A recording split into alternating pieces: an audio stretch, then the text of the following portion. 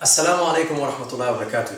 Join me in this short video as we go through simple zakat calculations. So in this short video we will cover 4 points. Number 1, the Nisab and the Haul. Number 2, who qualifies to pay zakat.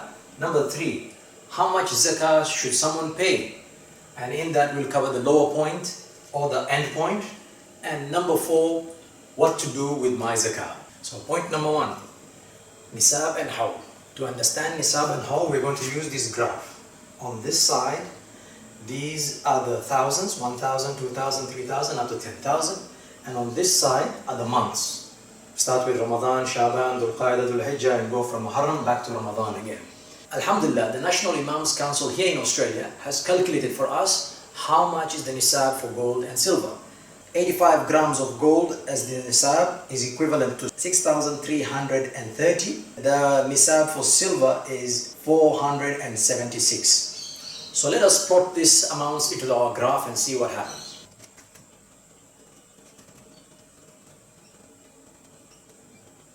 So what is the Nisab? The Nisab is an amount of money that someone has extra, that they have not used, that has just been sitting there, and they've been paying their rent and paying all their bills, and this amount is extra. So it's not the amount that you have in your bank, it's the amount that is extra that has been sitting there.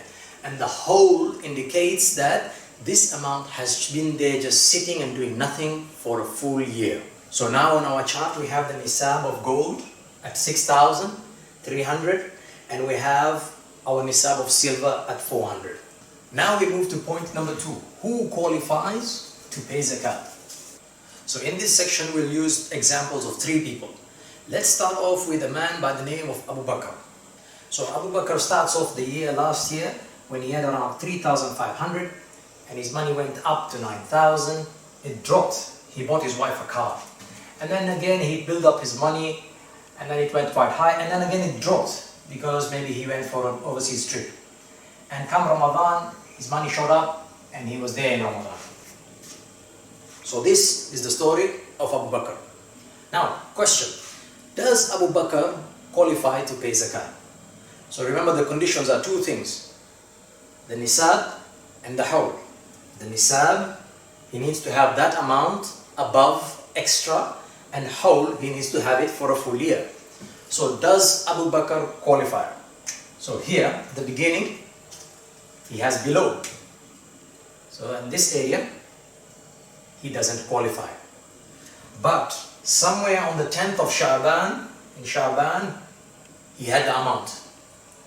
And he maintained that for some time. But what happened? He's such a nice man, he bought his wife a car.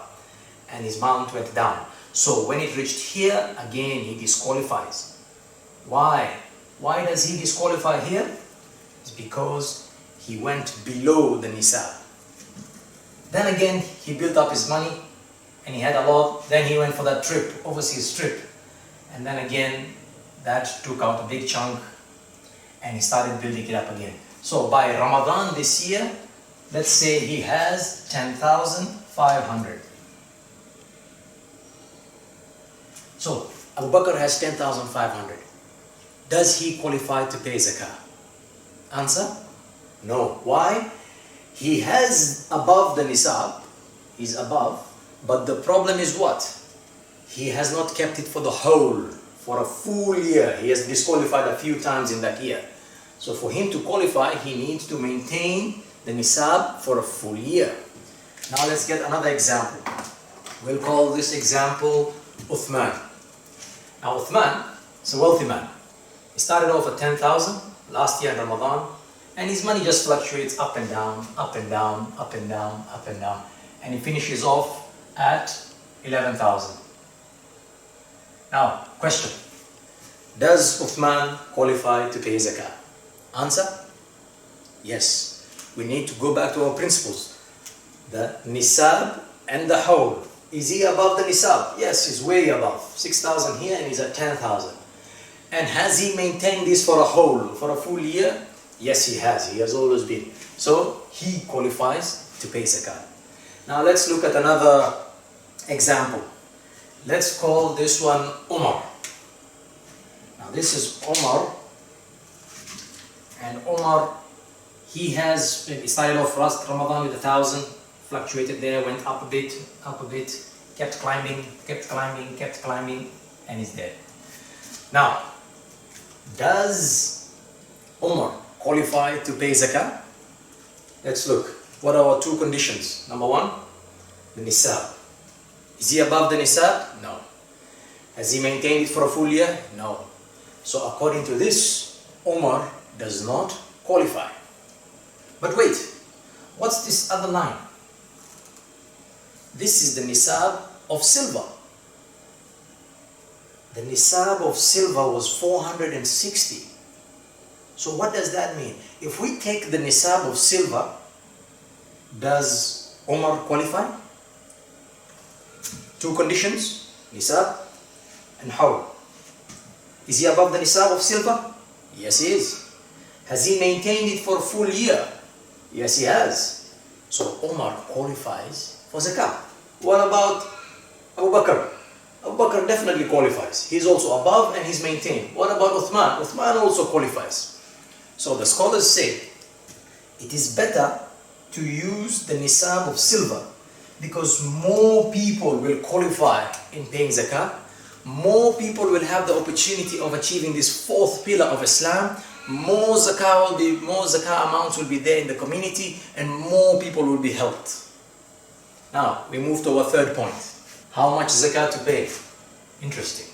Now, when it comes to calculating how much zakat you have to pay, we go back again to our initial principles of nisab and hawl. Now, how much should Abu Bakr pay? Should he pay on 10,000? He can. But what, has he had 10,500 throughout the year? No. He started off at 3,000. He didn't have that. And he's been going up and down, but now he has 10. So how much should he pay? Should he pay the 10? Question. Has he had the 10 for the whole? No. So there is something called the lower limit. The lower limit is we look at Abu Bakr's cash flow and find out what was the lowest point in his cash that he's had. And we find it to be here. And that is approximately 2,500. So he had 2,500. It was the lowest point. He had that throughout the year. Always one thing that he has maintained throughout the year is 2,500. He's never gone below that. So Abu Bakr can calculate his zakah of 2,500 times 2.5%. That works out to be $62.50. Right? But should he pay then on the 10,000 because he actually has 10,000? Well, the answer comes here. How good is he at calculating the lowest point? If he has just kept his money in the bank account and it's always been in the bank and he never has cash with him or very little cash, and he's able to check the graph of his bank and see his lowest point, then he can do it like this. Get the lowest point, calculate his zakah, and pay $62. But Abu Bakr, maybe he has cash in his pocket. Sometimes he has $2,000 to $3,000 in his pocket, which it does not reflect. And he's not really an accountant. He can not go check all these things and find out exactly his lowest point. So as long as he knows he has been above the nisab, which we have taken of silver, and he has maintained it for the whole, he can work out his zakah based on what he has on that day of Ramadan. And he makes it, for example, every 10th of Ramadan, he calculates his money. How much money do I have on the 10th of Ramadan in my bank? And I pay 2.5% of that. Now, how much is that? The zakah here works out to be $262.5. Look at the difference. $62.50 and here is $262.50. So an additional $200. When he pays this amount, he is sure, completely sure that he has fulfilled his zakah. No errors whatsoever. If he pays on this one and he forgot that he had money with him somehow, he might pay his zakah less than what is required. So most of the scholars say this is the safest opinion, safest way of calculating it, because most people will not be able to find the lower limit. So we call it the end point. So every 10th of Ramadan, He checks, have I had the nisab? Have I maintained the nisab of silver? Yes, I have. What is the amount of money I have right now? And if that's the only wealth that he has, money in the bank, he calculates that, pays his zakat. And this is done one time. Now to our final point. So number 4, what to do with my zakat? Let's calculate the zakat for these others. So for example, Uthman at 11,000, so maybe that will be just around maybe 270. Omar finishes off the year, his end point is 4,000. He has $4,000 in his bank, and the zakah for that is $100, right? So, what should each and one of them do with their zakah? We go back to the purpose of zakah. What's the purpose of zakah? Zakah is to uplift the community, to uplift the poor from poverty, to get them out of poverty and to get them standing on their feet. Now, how much can that do towards that objective of zakah? $100. If Umar gives it to his cousin or his family relative overseas who needs that, who is poor, probably that $100 won't last much. If they do the same, that won't do much.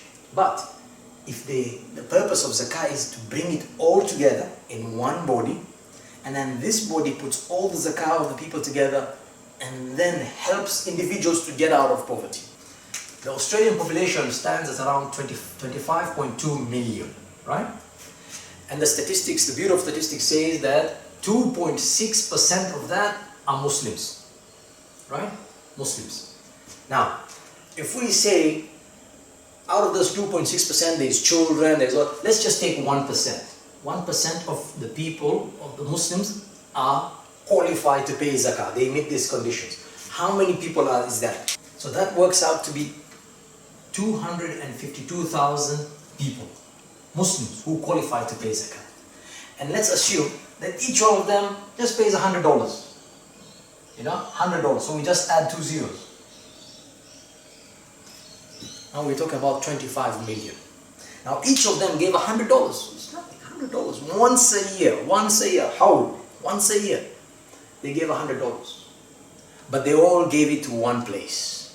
Put it in one bucket. And that ended up being 25 million. Now how much can we do with 25 million? A lot. We can get many people out of poverty with that 25 million. So if Australian Muslims practice paying zakah properly, that will solve Australian Muslim problems. If Indonesian Muslims, if Kenyan Muslims, if South African Muslims, if every part of the world has a centralized zakah body and everyone calculates their zakah properly and pays to that, that will solve the problem of that people. So my zakah, I send my zakah to the National Zakah Foundation here in Australia because I believe in what they're doing, and I want to encourage them and give power to my zakah. My zakah might end up being $100. It's not much, but put together it can be 25 million. Now we're talking. So Jazakallah khair for listening, and inshallah try and calculate your zakat, and for sure if any time you have any doubt, please contact your local sheikh, speak to them and get them to give you advice, but calculate your zakat. It's very simple. 2 conditions: nisab amount and hawl. These 2. Once you meet these 2, you can calculate on the end point and you find your zakah amount. Jazakallah khair, and may Allah subhanahu wa ta'ala accept everything from all of us, and may Allah make us benefit from this video. Jazakallah khair.